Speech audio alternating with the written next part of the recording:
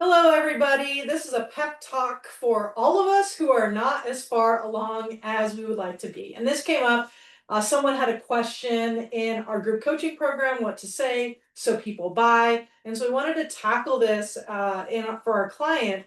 But then when I asked, how many of you also feel this way? A bunch of hands went up. And so I was like, that's interesting. So I went in, did some research, and this is normal, apparently. A study in 2016 by GoDaddy said that 76% of Americans are not where they want to be, either personally or professionally. So 3/4 of us are not where we want to be, but sometimes we feel very alone in that. And so if you can relate to this feeling of not being where you wish you were right now, go ahead and just put in the chat. I can relate, or the comments, excuse me. I can relate with that. Well, then we couple that with, as entrepreneurs, we're setting goals. They're somewhat arbitrary, right? Like 10K by the end of the year. Um, and we're picking up a lot of new skills. The market is shifting. We don't maybe even really understand the math on what it takes. Maybe we're experimenting with offers and we don't have our business plan fully solid yet. And you add that in, I bet it's more than 76% of entrepreneurs are not exactly where they want to be. And so this reminded me of a book I read that I always recommend, called The Gap and the Gain. It looks like this. And actually, if you're watching this video, I'm going to do a contest off of this video. So if you watch this video and as you're going through it, if you write down, I can relate to blank, or whatever you can relate to, or a takeaway that you're getting from this, I will enter you in to, we'll pick somebody and I'll send a copy of The Gap in the Game. But this is what it looks like if you want to pick it up yourself. And it talks about entrepreneurs and how they have higher depression rates and anxiety rates than general population. Don't worry, there's the good news at the end of this. And it's because of this gap in the game concept. And so what entrepreneurs do is we're constantly changing the goalposts. So when I had my corporate job, my goals didn't change. So if every month we were supposed to get 90 clients, maybe it would go, 1 month would be 93, 1 month would be 87, right? Like maybe based on seasonality. But that goal stayed relatively the same. But as entrepreneurs, and so we could hit it and we could just like be happy. But for entrepreneurs, we're all about growth and making things bigger, usually. And our environment is encouraging us to like set a next huge goal really before we even reach it. And so what happens is we focus not on how far we've gone, but on how far we have to go to the next goalpost that we set. So let's say initially, like when I first started, I was like, I just want to make $2,000 a month, because if I can make $2,000 a month, we won't have to pull out of savings anymore. We won't be saving for retirement or any of these other things, but we won't be pulling out of retirement. It's not where we want to be, but it will be good. And we hit that relatively quickly. So next thing I know, I'm like, I want to replace my income. And the next thing I know is I want to double my corporate income. And that wasn't even a thought in my head, but I just kept moving it.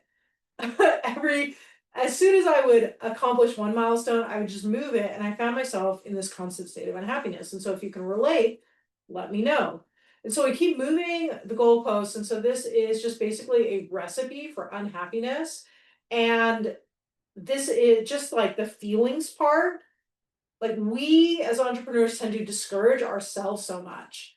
We are the ones who are battling us on the field of our mindset. It's like, I think the market is hard enough. What if we just became our biggest hype person? And so in The Gap in the Game, what I love about this book, and so just make sure you leave a comment with a takeaway or something, and we'll raffle off a copy of this. But it like maybe do exercises that were like 1 year ago, like how has your life progressed from 1 year ago, 3 years ago, 10 years ago? And I was blown away. 10 years ago, guys, I was commuting an hour and 15 minutes each way. I was in like relatively dead end, like no advancement promotion situation. Charlie was super stressed out. The kids were little. There was lots of like fighting and stuff. And now, like, Zoe's about to learn how to drive. Haley's crushing it. They're both crushing it in their sports. Everyone's getting along in our house. I mean, we didn't even have this cute little dog. I was wasn't playing basketball. Like, I just blown away by how much had changed in 10 years. And immediately I felt happier and happier and happier. And so a lot of what we need to do as humans, but also as entrepreneurs, is we have to be able to encourage ourselves. But I think in order to encourage ourselves, we have to ask ourselves, why do we even discourage ourselves so much?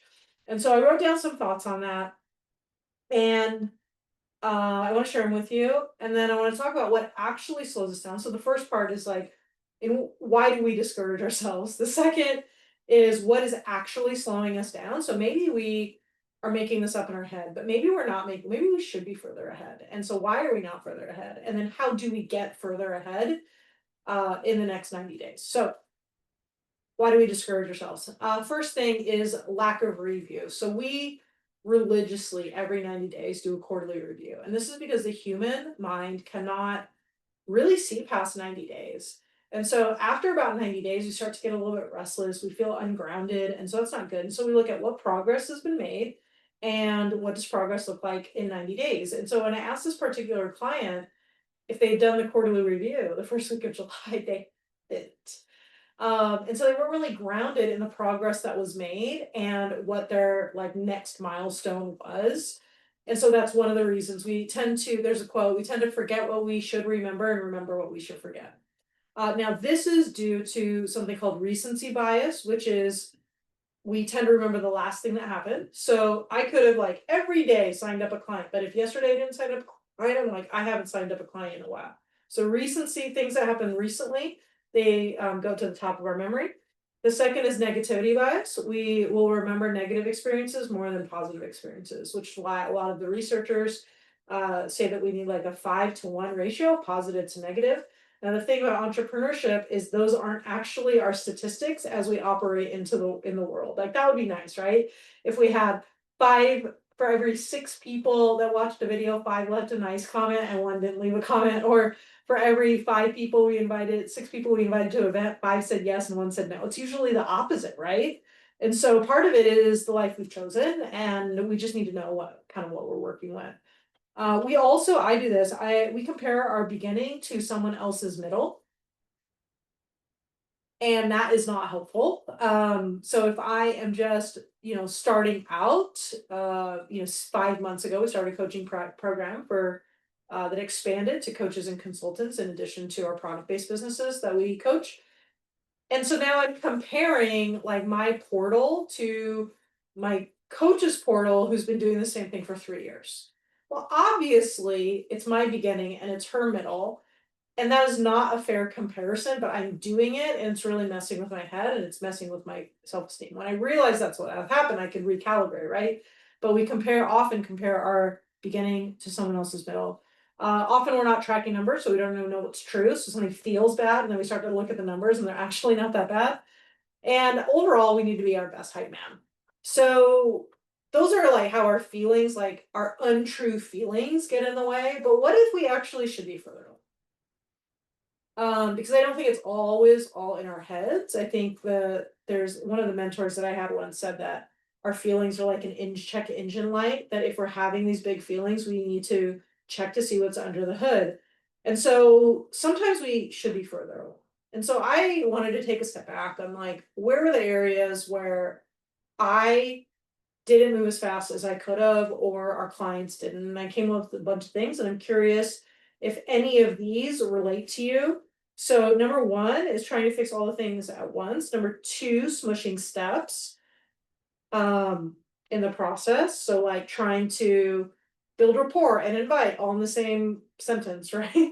Number 3, skipping steps. So for example, we get a new lead and we're trying to convert them right away versus nurturing them and sending them to content. Number 4, switching strategies. So like today I'm doing Instagram, tomorrow I'm doing Facebook. I don't really like that one all that much, right? So I'm going to try YouTube. Number 5 is to avoid revenue generating activity until we know the right answer. So this is like the perfectionism thing. And also I think it has to do a lot with on social media, right? It just feels very public. Now, even though not a lot of people are seeing our posts, in our mind, we can see ourselves, which we're not used to. And so I think that messes with our head. And the other thing is like learning and then implementing. So we learn and learn and learn, and then we might do a little implementation. So those ratios are off.